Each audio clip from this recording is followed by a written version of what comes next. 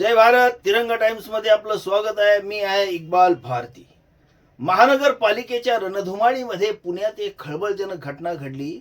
सादिक कपूर नावाच्या इसमाने आत्महत्या केली.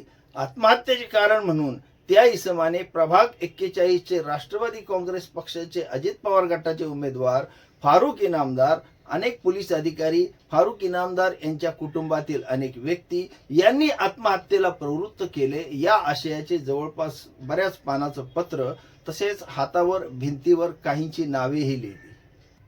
मृत व्यक्तीने आत्महत्या करावयास नको होती. त्याचा जीवही गेला आणि कुटुंबावर दुःखाचा डोंगरही कोसळला. मीडियाचे काम होते की दोन्ही बाजू तपासून दोन्ही बाजू जनतेसमोर ठेवणे, पण टीआरपी साठी झपाटलेला मीडिया अशा बातम्या देत होता की दुसऱ्या बाजूच्या लोकांचे जीवन उद्ध्वस्त होईल. इनामदार आणि कपूर यांच्यात जमिनीचा वाद होता. कपूर यांची जी पार्श्वभूमी होती गुन्हेगारी स्वरूपाची होती. ते कर्जबाजारी होते. त्यांच्यावर मकोका अंतर्गत कारवाई झाली होती. त्यामध्ये ते फरारही होते. तरी त्यांनी आत्महत्या करावयास नको होती. कुटुंबाचा त्यांनी विचार करायला पाहिजे होता. दुसरीकडे ज्यांच्यावर आरोप झाले मुख्यतः फारुक इनामदार हे फक्त इनामदारच नाही तर इमानदार व्यक्तिमत्व सुद्धा आहे. राजकीय सामाजिक जीवनात आरोप प्रत्यारोप होत असतात, पण या घटनेला धरून विरोधकांनी खालच्या पातळीचं राजकारण केलं आणि करत आहेत हे दिसून येतं.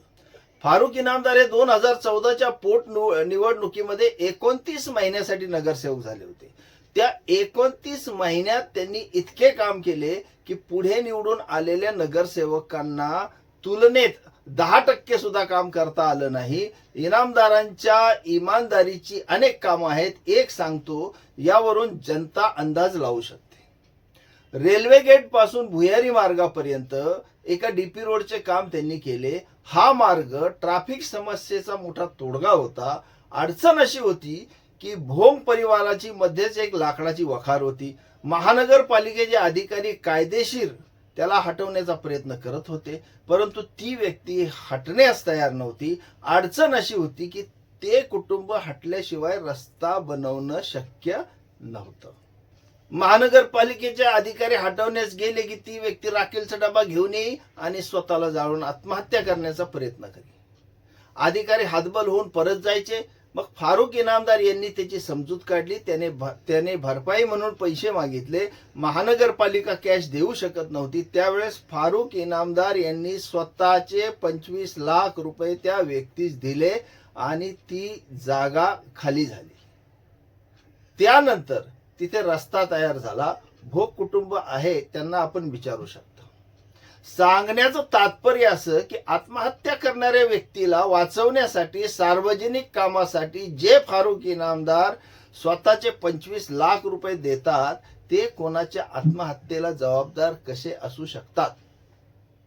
महापालिकेने धाकदपट करून भोंग परिवाराला हटवलंही असतं. विकास कामाला आवश्यक असेल तर महानगरपालिका कायदेशीर ताबा मिळवू शकते, पण नगरसेवक असणाऱ्या फारुक इनामदार यांनी कुठेतरी हे पाप माझ्या माथी येईल म्हणून स्वतःचे 25 लाख रुपये देऊन न्याय केला. असा विचार करणारा व्यक्ती कोणाच्या आत्महत्येला जबाबदार कसा असू शकतो. कपूर कुटुंबाने फारुक इनामदार, त्यांचे कुटुंब, पोलीस अधिकारी यांच्यावर अनेक आरोप केले. इनामदार यांच्यावर गुन्हाही दाखल झाला. या सर्वात कपूर कुटुंबाला सहानुभूतीची अपेक्षा असावी, परंतु प्रभाग 41 मध्ये मोठ्या प्रमाणावर नागरिक मी फारुक इनामदार अशा प्रकारचा प्रचार होऊ लागलेला आहे. म्हणून फारुक इनामदार हे फक्त इनामदारच नाही तर इमानदार सुद्धा आहेत असा उल्लेख केला.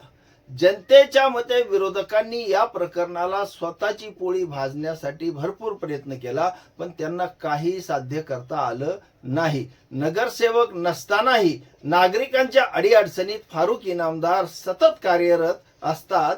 कोणाचीही जात पात न पाहता, गरीब श्रीमंत न पाहता आणि सतत गरजवंतासाठी स्वतःचे पैसे खर्च करणारा माणूस म्हणजे फारुक इनामदार असे स्थानिक जनतेचे अनेकांचे मत आहे.